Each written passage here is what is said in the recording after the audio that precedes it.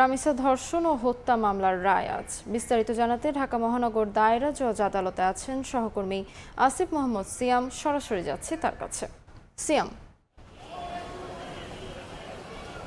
চাঞ্চল্যকর রামিসা হত্যা মামলার আজ রায় ঘোষণা করা হবে। মাত্র ৫ কর্মদিবসে এই মামলার বিচার সম্পন্ন করা হয়েছে এবং আজকে পঞ্চম দিনে এই মামলার রায় ঘোষণা হওয়ার কথা রয়েছে। আমরা যতটুকু জানি যে বেলা ১১টা থেকে ১২টার মধ্যে যে কোনো সময় আদালতের আনুষ্ঠানিক কার্যক্রম শুরু হবে এবং এরপরে আদালত তার রায় ঘোষণা করবেন। এর আগে আমরা যতটুকু দেখেছি যে আসামির আত্মপক্ষ সমর্থনের দিনও আসামি সোহেল রানা তার দোষ স্বীকার করেছিলেন এবং যদিও আসামি স্বপ্না তার দোষ তাকে নিজেকে নির্দোষ দাবি করেছিলেন, কিন্তু এর আগে যখন সকল সাক্ষ্য প্রমাণ আদালত উপস্থাপন করা হয় সেই সাক্ষ্য প্রমাণের ভিত্তিতে দুজনের বিরুদ্ধেই সাক্ষ্য পাওয়া গিয়েছিল এবং সেই সাক্ষ্যে উঠে এসেছে যে তাদের দুইজনেরই যে এই হত্যাকাণ্ডে জড়িত ছিল, দুইজনের যে এই নৃশংসতা সাথে যে প্রমাণ ছিল সেই সব কিছুই সাক্ষ্য প্রমাণে উঠে এসেছে। ফলে এ সময়ে বিচারক তাদেরকে বলেন যে তাদের দুজনের বিরুদ্ধে সমান অভিযোগে তাদেরকে অভিযুক্ত করা হয়েছে, কাজেই তাদের শাস্তির ধারাও কাছাকাছি একই।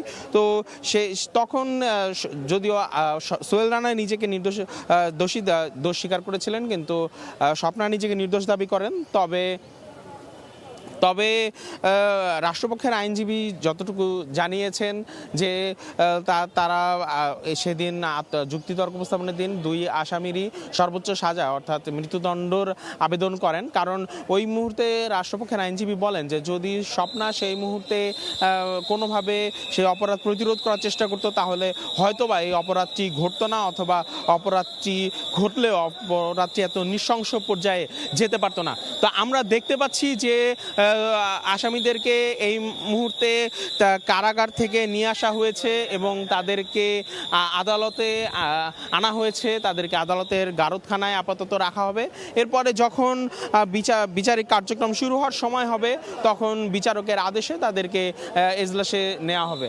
তো এখন পর্যন্ত শিশু ধর্ষণের যত মামলা রয়েছে তার মধ্যে এই মামলাটি সবচেয়ে দ্রুততম সময়ে রায় হতে যাচ্ছে এবং এই মামলাটির আরেকটি বিশেষত্ব হচ্ছে যে মাত্র একদিনে এই মামলা সাক্ষ্য গ্রহণ সম্পন্ন হয়েছে, যে এখানে ১৬ জন সাক্ষী দিয়েছিলেন এবং এই ১৬ জনের সাক্ষ্যর মাধ্যমে সেখানে যে সুরতহাল রিপোর্ট এসেছিল সেই সুরতহাল রিপোর্টেও প্রমাণ পাওয়া গিয়েছে যে শিশু রামিসাকে প্রথমে ধর্ষণ করা হয় এবং পরবর্তীতে তাকে হত্যা করা হয় এবং এরপরে তার মরদেহ গুম করার জন্য তার মরদেহ কেটে বিচ্ছিন্ন করার চেষ্টা করা হয়।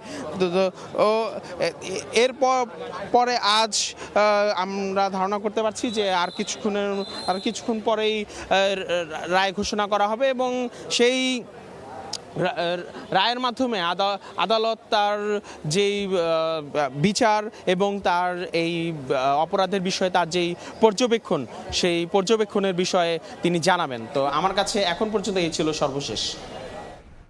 মহানগর দায়রা জজ আদালত থেকে সরাসরি যুক্ত ছিলাম।